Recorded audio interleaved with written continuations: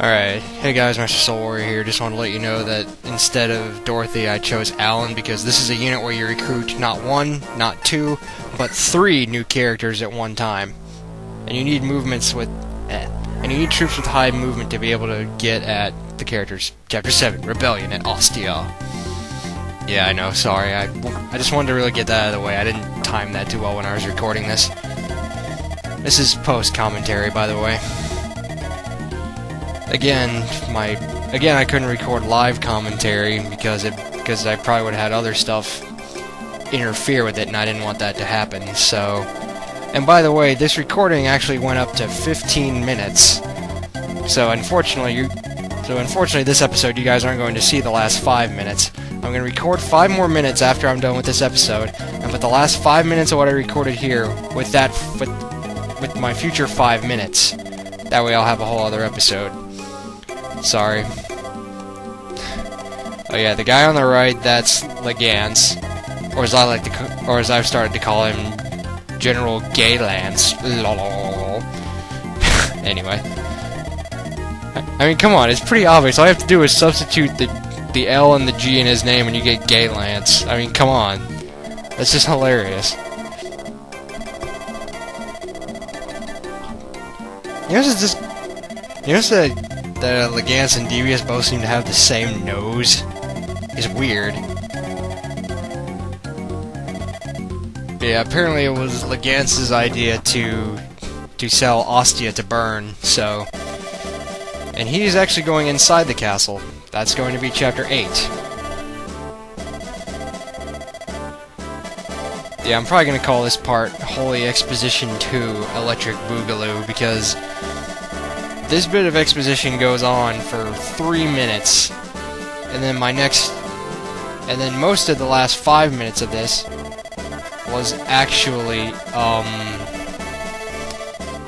there was also, exposition, unfortunately, so, there.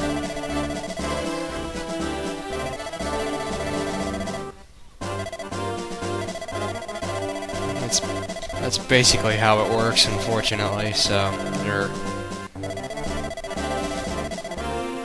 Yeah, they're talking about how apparently Hector hired some mercenaries from Ilia.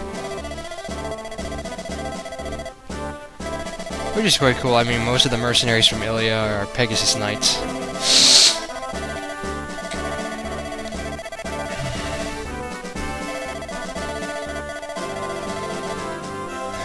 God, this exposition takes forever. I'm not joking. Oh my god.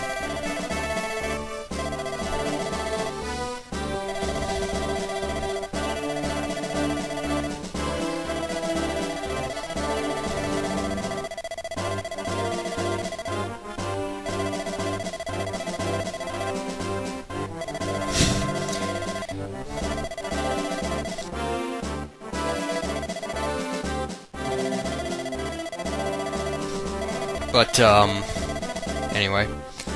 Apologies for not doing anything the last few days. It's been kind of weird. I mean, we had some bad rain coming through, a couple of thunderstorms here and there, so I didn't want to record for fear of losing everything on my computer, so you can understand for that. I wanted to record yesterday, but my parents were going to look for a mattress, and they asked me to come with them, so I could look for a potential replacement. So I was like, why not? I actually found this one I really like by this company called, oh god, what was it?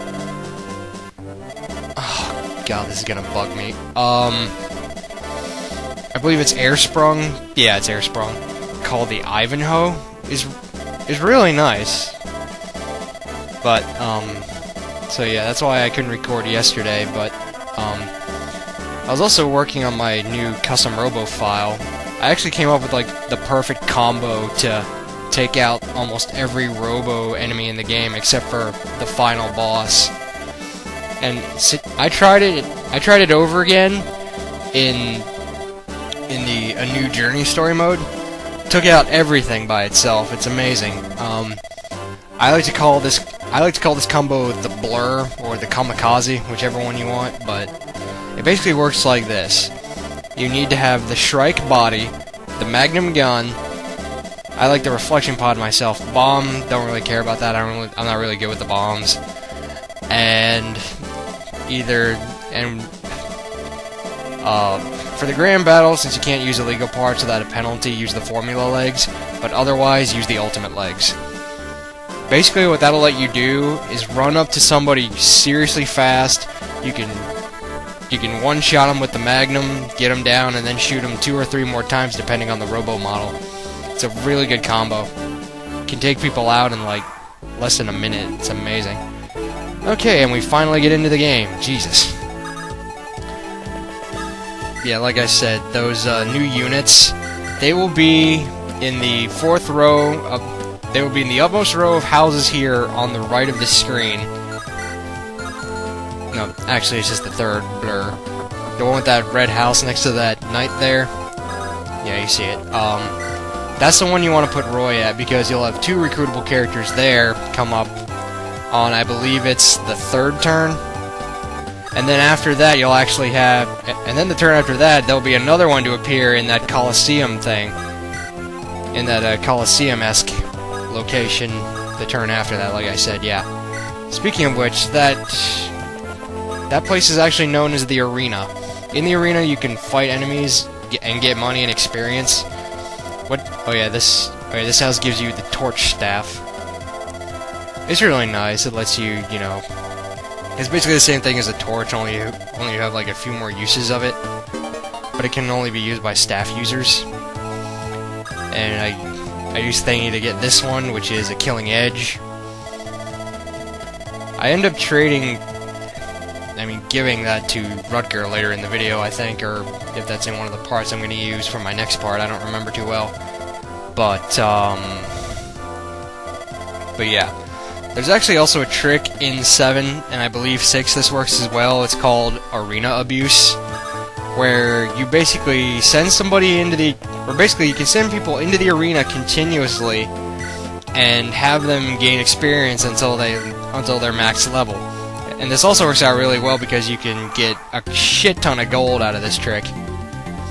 Of course, the thing is, you can actually choose what battles you want to fight because the difficulty of the battle depends on the level of gold that you get in exchange. I mean that you have to pay. The easier ones are in the 600s, 700s aren't so bad. 8 and 900, avoid those. And actually, if you go into the arena and you see a number you don't like, you can just press B. It'll put you out back into troop movement. You can go back in and look again to see if the number is more to your liking. Oh, here we go. These are the 2 recruitable characters. One of these guys is a paladin, and the other one is another cavalier. So we do have a couple more options besides Lance and Allen, but I'm going to, you know, weigh them out accordingly depending on what their levels are. I never actually bothered to check. But yeah, they're talking about how the other guy, Noah, is training somebody in the arena right now, and the person that he's training, you can actually recruit them, I think, in 2 chapters. I don't remember too well. I looked at this for Game Facts like hours ago. But yeah, that's really all there is to it there. That's why you'd think that this would seal them off, but it doesn't. Later on, I actually found out later on when I was recording that they can actually get around you. Oh yeah, watch this. Hang on. Stop! Hammer time! Oh my god, that was horrible! Oh yay! Yay, lost the first character to hit level 10, and he got a okay level up, I guess. I don't know. Finally time to use Lou for the first time in ages. Jeez, how are you, buddy? Boom! I've often noticed how people say whenever it looks like a mage casts an attack, it looks like he's giving you the finger. Which would be hilarious if that was true. Seriously, wouldn't it? Oh my god. Ding! Ding! Your sword is worthless against my armor, fool. You may have a higher percentage to hit me, but what good is it if you can't pierce my armor? Using Sue to get some EXP here. Do-do-do. Yeah, I should have stopped around Realistically, I should have stopped around here to begin with in the recording, but I didn't think anything would happen. I thought that I wouldn't have a whole lot of enemy attacks coming up. Boy, was I wrong.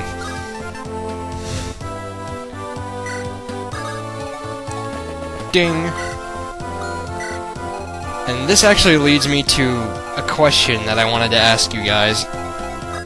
Because I can potentially arena abuse with this arena, I pose a question to you guys. One of the guys I can recruit has a promotion item called a Hero Crest. I have several units that can be promoted to that. I mean, yeah, that can be promoted with that. Oh, jeez, I'm running out of time. I guess I'll talk about it more next part, but anyway. Anyway, I'll see you guys next time.